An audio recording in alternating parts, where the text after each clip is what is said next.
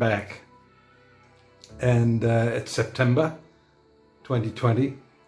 Dadichi here from astrology.com.au. Before I begin, I'd like to sincerely thank everyone who was kind enough to send me a message of condolence for the passing of my mother. I must admit I was quite overwhelmed by the really lovely thoughts and messages that you sent me. And you know, sometimes you sit on this side of the camera and wonder, what if this is sort of connecting with too many people? Of course, a lot of you don't necessarily leave a message each month when I do my videos, but it's really amazing that there are so many of you out there, and it really was very comforting to have those messages. So thank you very, very much. I do appreciate that. My mother passed without me by her side, which was the second part of the grieving. You know, to lose a parent or someone you love is hard enough as it is, but then to not have the capacity to be there is, you know, pretty tough. My sister and my sons did a great job sitting by her side. She passed on the 22nd of July. The last little message she gave my sons and my sister was a little wave goodbye, smiling all the way to her maker. So you couldn't ask for much more than that. She was 94, she had a great life, and yeah, so I'm getting back into the swing of things, and this September I just wanted to touch on a couple of very, very important transits. The really big thing that's happening, I'll just go chronologically here. The full moon on the 2nd, taking place in the compassionate, selfless sign of Pisces.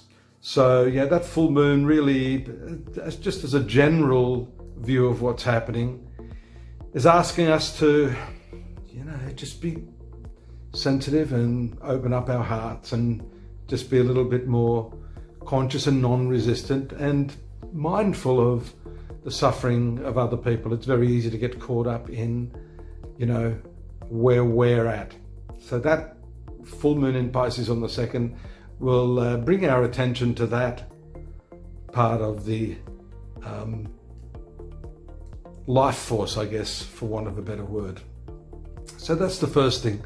Then on the, let me have a look, the 6th, simultaneously Mercury moves into the sign of Libra while Venus moves into the sign of Leo. They are what we call a sextile aspect.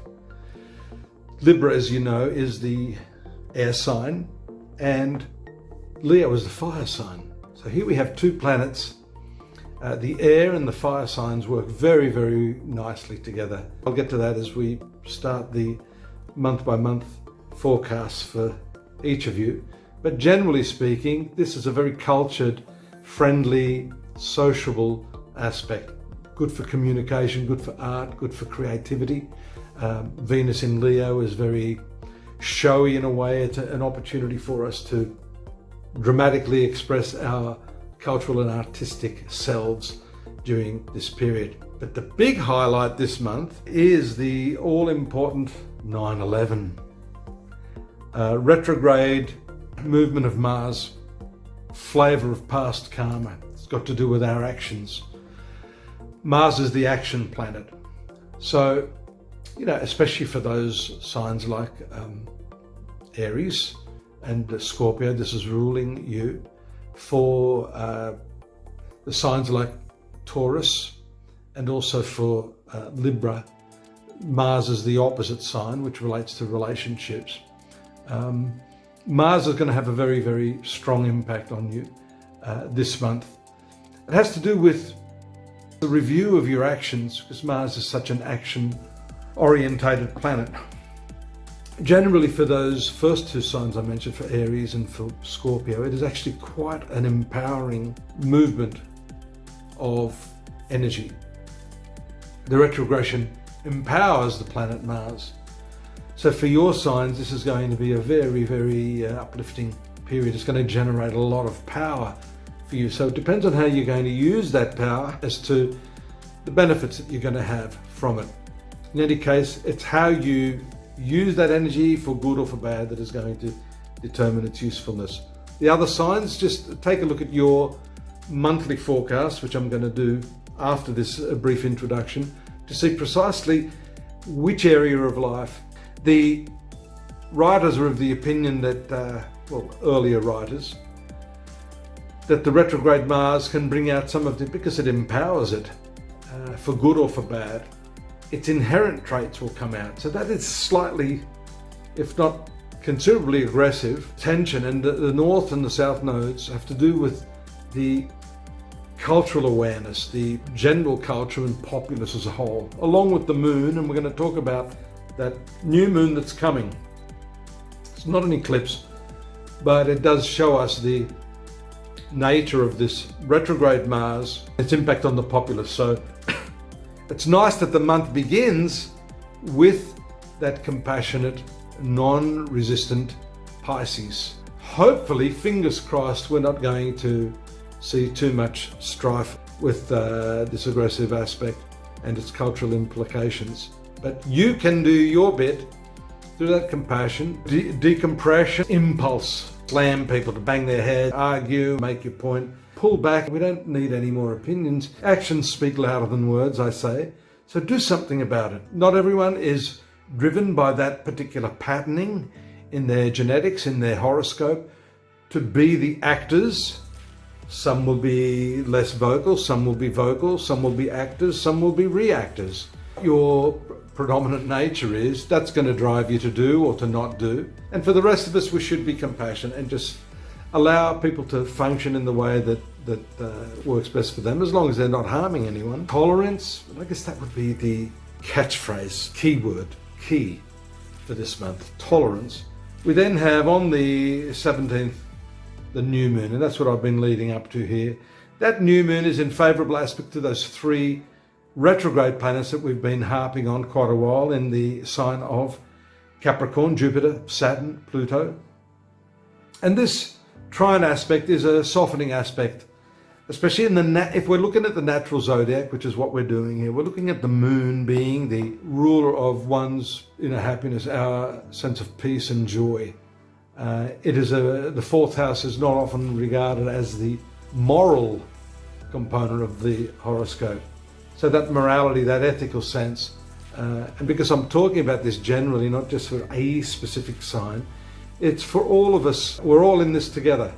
If we lift another person, we lift the totality. We should be working to lift ourselves culturally, societally, communally, familially. And that is what I think this COVID is really about. It's about bringing our attention back to ourselves.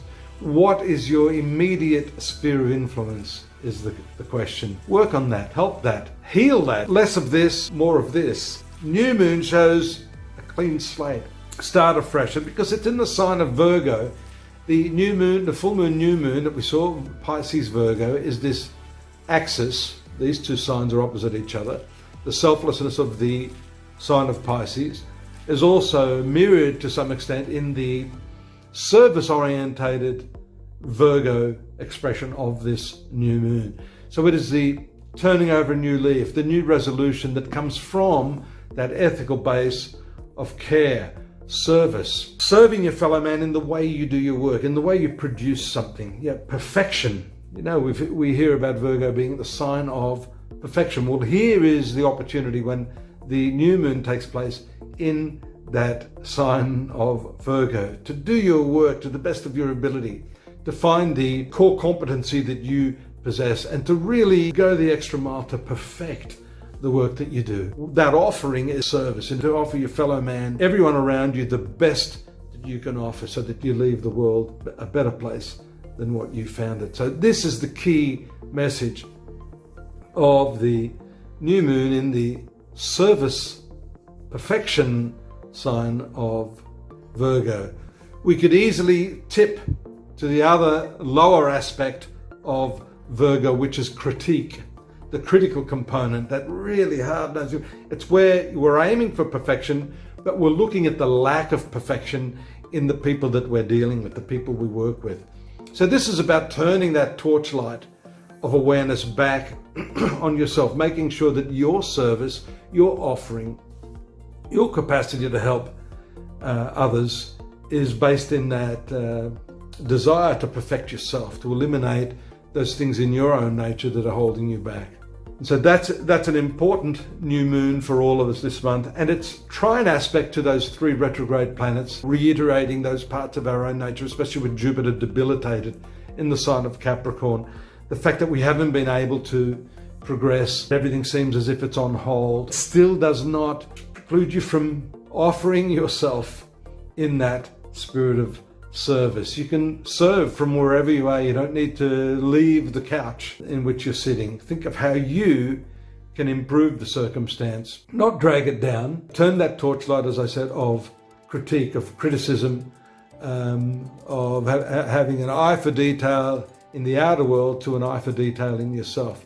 Then we're bringing that new moon, which is ruling the natural 4th house of self-examination, morality, ethics, and combining that with the perfectionism of Virgo, but within ourselves. 2 more aspects before I leave you. Stop ranting and raving here. Is the fact also that new moon is opposite retrograde Neptune. So there really is a striving for that perfection and the idealism. That earlier full moon in Pisces is then challenged by that opposition to the ruler of Pisces, Neptune, in that tense commencement of things, which is really, you really need to be careful that the idealism, that projection on everything outside yourself, is seeing things as less than perfect. These are 2 ends of the same celestial event. The full moon first, then the new moon, and in the Pisces Virgo axis, showing this striving.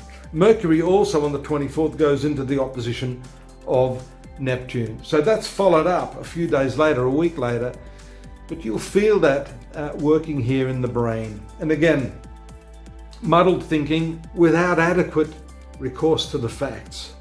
So it's jumping onto your opinion of something without really substantiating it.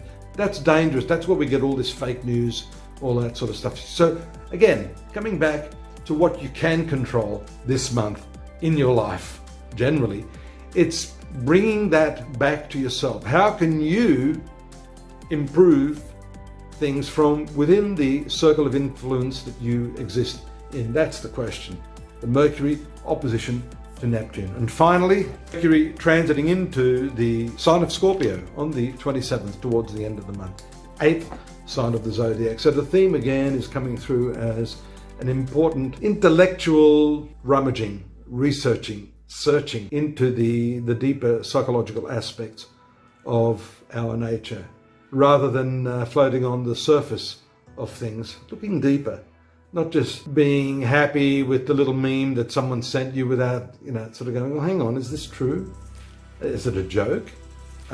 What's the source of this? What's the motivation for it? And I think that's a really, really important component. And I've talked about it a lot in the past. In your relationships, now there's a perfect example. If you're a parent or a wife or a husband, that is specifically the area in which you have influence. You have the capacity to say something or not say something. And that is going to either make or break a relationship, make or break a peaceful, harmonious circumstance. Think about what it is and the impact that you'll have on others based upon those earlier things that I've just been saying. The need to find imperfection in everything is rooted in the resistance to what is. Gently coming back to this moment, finding yourself in the moment and turning that mirror of perception back on yourself. If everybody did that, then let me assure you, we're going to find ourselves in a much, much better world. Now, onward ho to your 12 readings. I'm looking forward to doing that. It's been a couple of months now. And so I'll see you there at each of your individual star signs. Don't forget to subscribe here. Don't forget to visit astrology.com.au. And of course, your star sign coming up right now. Thank you. Bye-bye.